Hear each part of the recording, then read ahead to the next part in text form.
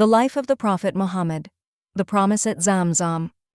The well of Zamzam, which disappeared when the Arabs placed idols at the Kaaba, remained buried under the sand. Thus, for many years, the people of Quraysh had to fetch their water from far away. One day, Abd al-Muttalib was very tired from doing this and fell asleep next to the Kaaba. He had a dream in which he was told to dig up Zamzam. When he woke up, he was puzzled because he did not know what Zamzam was, the well having disappeared many years before he was born. The next day he had the same dream, but this time he was told where to find the well. Abd al-Muttalib had one son at that time, and together they began to dig. The work was so difficult that Abd al-Muttalib made an oath to Allah that if one day he were to have 10 sons to help him and stand by him, in return he would sacrifice one of them in Allah's honor. After working for 3 days, they finally found the well of Zamzam. Pilgrims have been drinking from it ever since. The years passed by, and Abd al-Muttalib did have 10 sons.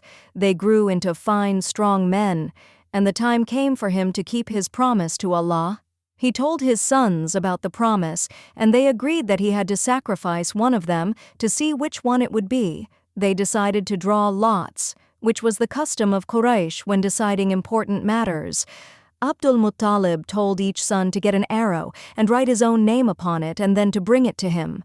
This they did, after which he took them to the Kaaba, where there was a man whose special task it was to cast arrows and pick one from among them. This man solemnly proceeded to do this. On the arrow he chose was written the name of Abd Allah, the youngest and favorite son of Abd al-Muttalib. Even so, the father took his son near the Kaaba and prepared to sacrifice him.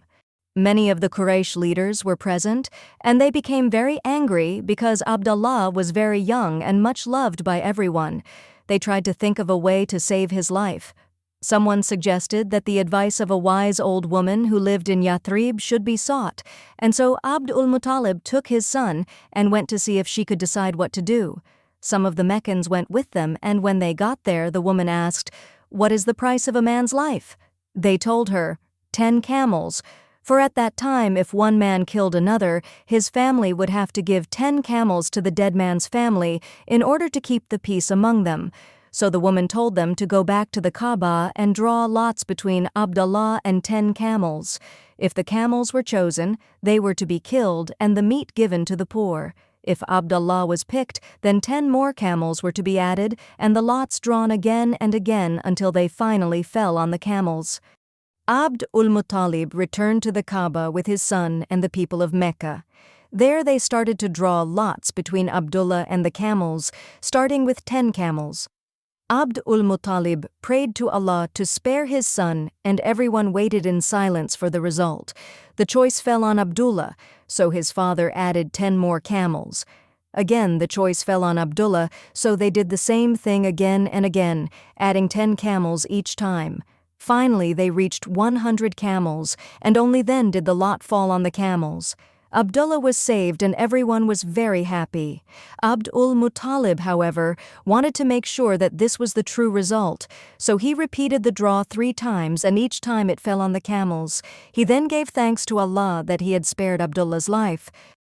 The camels were sacrificed, and there was enough food for the entire city, even the animals and birds. Abdullah grew up to be a handsome young man, and his father eventually chose Amina, the daughter of Wahb, as a wife for him. It was a good match, for she was the finest of Quraysh women and Abdullah the best of the men. He spent several months with his wife, but then he had to leave her and travel with one of the caravans to trade with Syria. On his way back to Mecca from Syria, Abdullah became ill and had to stop off in Yathrib to recover. The caravan, however, continued on its way and arrived back in Mecca without him. On hearing of Abdullah's illness, Abd al-Muttalib sent another son, Al-Harith, to bring Abdullah back to Mecca, but he was too late. When he arrived in Yathrib, Abdullah was dead. Amina was heartbroken to lose her husband and the father of the child she would soon give birth to. Only Allah knew that this orphan child would one day be a great prophet.